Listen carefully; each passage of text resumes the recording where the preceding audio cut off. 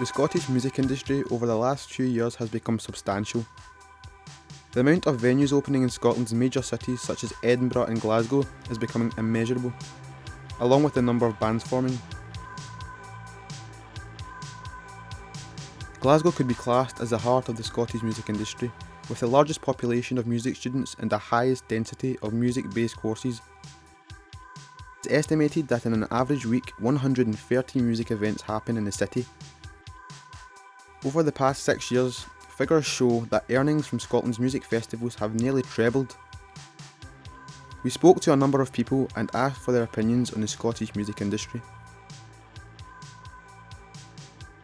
The thing about the Scottish music industries is compared to places like London, just generally outside Scotland it's a completely different ballgame. The majority of people here are more emphatic, they're more passionate, they're more interested in actually developing the scene because they know that it will benefit them in the long run.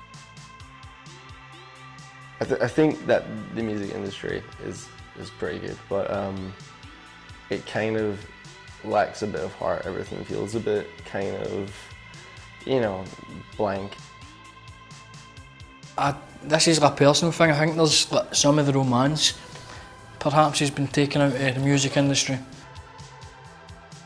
It would be nice if it was a bit more varied than what it is, rather than just 3 or 4 genres that seem to take up everything in popular music culture, but I guess that's just the way the trend goes. At the moment I'd say the Scottish music industry is definitely on the rise. I wouldn't say as well as down south, because as far as I'm aware, much of the music industry gravity is still located down south, particularly towards the London area. But particularly in Glasgow, Scottish music industry is definitely coming along really, really well. The Scottish music industry in itself has set itself up almost as an entire entity in its own out with of London, because you take the Sound of 2016 poll from BBC, there's not one Scottish or Welsh artist mentioned on that list, and it's so London centric that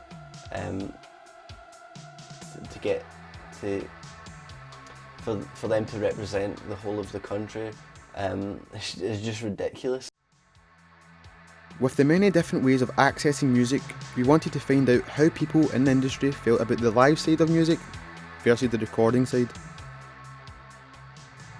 The live industry it's getting, year on year, it has been getting bigger. It's got to a stage where it's almost not stagnant, but it's reached a kind of peak. But you look at Glasgow as an example, and you've got venues like St Luke's opening, you've got venues like Block and Sleazy's, who are obviously they're running all this stuff, and it's starting to take that next step. The live scene in Glasgow has been really, really vibrant over the past few years. So many venues, so many different genres of music and the bands involved in them. Glasgow is very much about the live music scene, and it's definitely a great credit to the industry in this country. You had bands like the La Fontaines sailing out the Barrowlands. It's incredible to see those Scottish bands taking that step up, and hopefully it's something that will develop across the UK so that we can export not just the recorded music but the live as well. I prefer it live, as much as I love going to a studio and have a song that we've worked on for a couple of months or whatever and got perfected as best as a rubbish band like us can.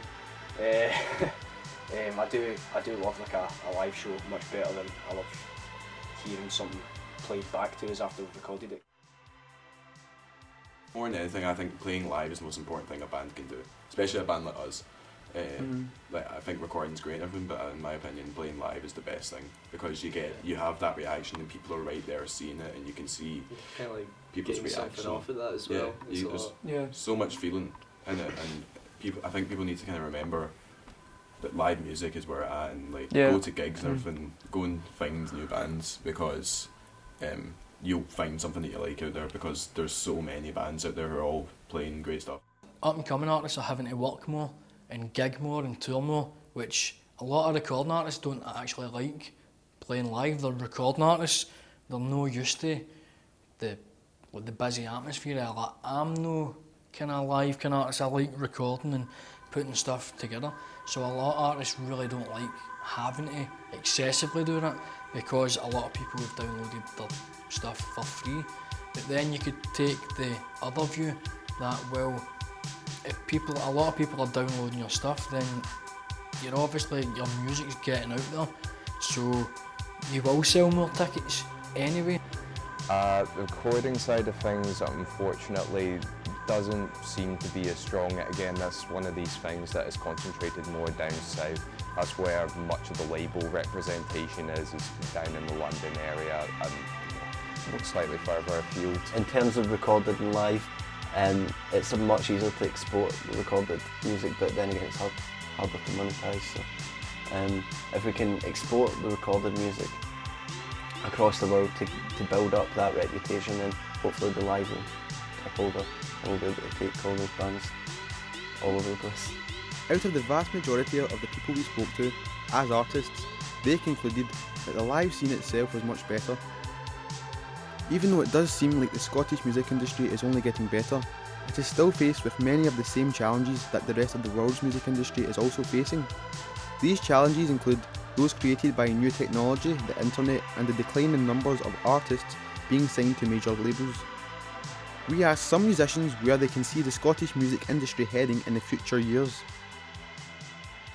I feel like a lot more bands will come out in the recording processes because there's a lot more producers in Scotland. As I said, the live's doing really well, and I don't see that declining anytime soon. I think that's in great health. Hopefully it will spread to Edinburgh, because I think Edinburgh could definitely benefit from having more of a live industry taking off there. Hopefully there will be more of a recording industry presence up in Glasgow soon. I think like live venues they'll probably close down a bit more, and the live circuit will probably be more around like private festivals and like private gigs and that sort of stuff. Yeah. The future of the Scottish music industry is something that remains very unclear, but a few of our musicians offered up some advice for newcomers. Obviously people get bored of listening to the same stuff over and over again. They don't want to buy the same album regurgitated with every different release or whatever. Yeah, I'd say it's pretty hard breaking into the scene, but it's also kind of it's something you've got to do. You've got to get through all the hard stuff to get to the good stuff. Don't ever change, even if you think, oh well, but we could make millions here, because you'll just regret it. Years down the line when you're flinging the scrap heap and you've got no money left and you're trying to sniff the last bit of gear off the carpet because you've got no drugs left, you're going to regret, why did I ever sell out? I should have stuck to my guns, because now I'm a complete sellout, like somebody like Bono. Just, that's the advice, don't be Bono basically, right?